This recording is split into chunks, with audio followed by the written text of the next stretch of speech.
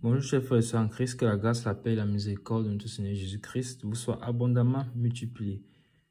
Shalom et bienvenue dans cette nouvelle vidéo de 7 minutes de pain quotidien du 20 juillet 2025. Et nous allons donc poursuivre notre lecture dans le livre de Actes des Apôtres chapitre 6. Nous allons lire aujourd'hui le verset 5. Ici au verset 5, qu'allons-nous voir? Nous allons voir que le Saint-Esprit va commencer donc à nous, ou bien va continuer plutôt, à nous dire donc quels sont les hommes qui ont été choisis.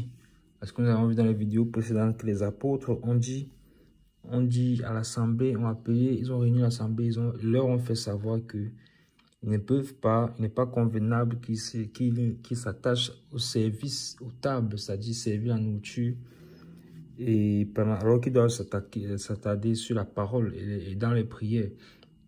Ils ont donc demandé aux disciples de choisir eux-mêmes 7 hommes remplis du Saint-Esprit, pleins de sagesse et qui ont un bon témoignage, afin que ceux-ci puissent être assignés à cette tâche.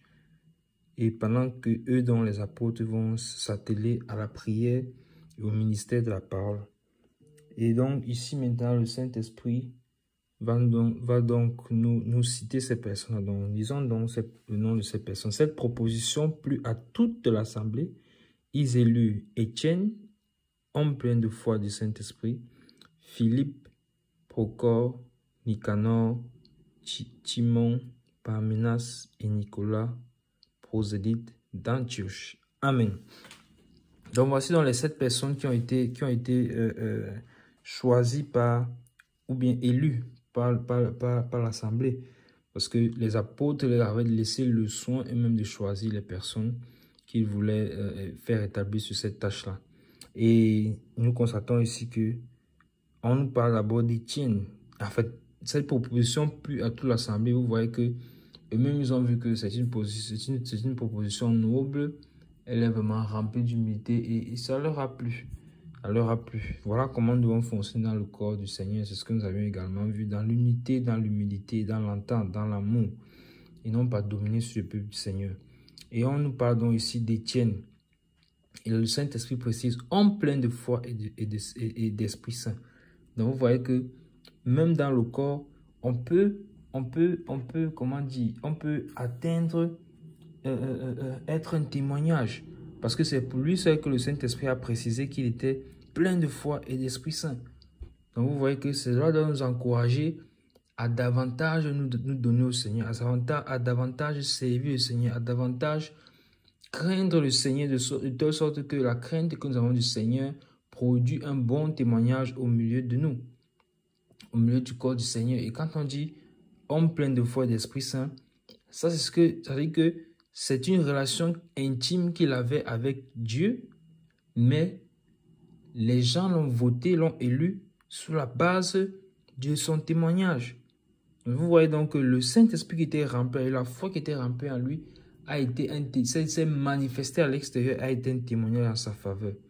Donc, et ainsi, cela doit nous encourager à faire de même, à chercher la présence du Seigneur, à le rechercher, à être comme lui, à chercher, il est notre modèle, le Seigneur, à chercher, à voir son caractère, de sorte que cela transparaît maintenant au travers de nos vies, de façon pratique pour ceux qui nous entourent. Et cela est donc un bon témoignage, non seulement pour les frères et sœurs, mais également pour ceux qui ne connaissent pas le Seigneur. Et donc l'Esprit Saint va les conduire encore à choisir Philippe, Procor, Nicanor, Timon, Parménas et Nicolas, prosélyte d'Antioche. Donc vous voyez que même si ils ont été élus ici, en réalité, c'est le Saint-Esprit qui est toujours sur le contrôle, rien ne lui échappe. Puisque vous connaissez la destinée qu'a eu Étienne. D'ailleurs, nous le verrons par la grâce de Dieu dans les prochains jours.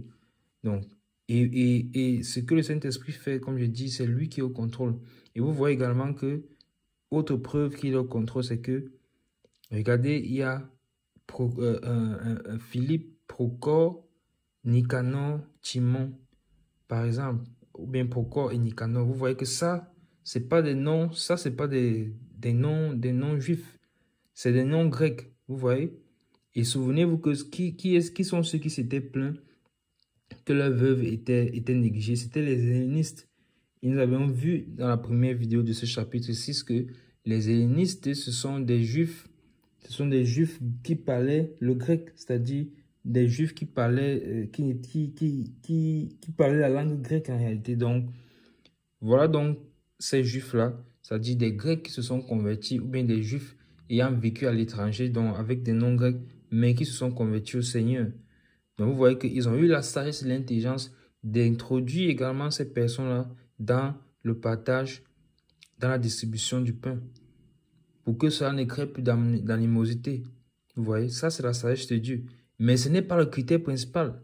Le critère principal n'est pas que, bon, comme ce sont eux qui se sont plaints, alors donnons-leur aussi cet achat pour qu'ils ne se plaignent plus. Non, ce n'est pas ça. Le critère a été clair. Les apôtres ont donné les critères qu'ils doivent être remplis du Saint-Esprit, ils doivent avoir un bon témoignage, ils doivent être remplis de sagesse. Donc, ces personnes-ci que nous avons, que la parole de Dieu cite ici, ils n'étaient pas seulement des hellénistes, mais ils étaient également remplis du Saint-Esprit, avaient un bon témoignage et étaient pleins de sagesse. Mais Étienne encore plus particulièrement. Et ça doit nous motiver à davantage, à davantage, à davantage. Et en ce qui concerne Parménas et puis Nicolas, on précise clairement que lui, il était prosélyte d'Antioche. Donc vous voyez que le Saint-Esprit a vraiment pioché de partout pour que vraiment la répartition soit faite selon lui. Amen. Donc, nous devons toujours être guidés par le Saint-Esprit. Nous arrêtons là pour juste tout pour les 7 minutes pour continuer ce jour. Que la grâce, la paix et la miséricorde de notre Seigneur Jésus-Christ vous soient abondamment multipliées. Shalom.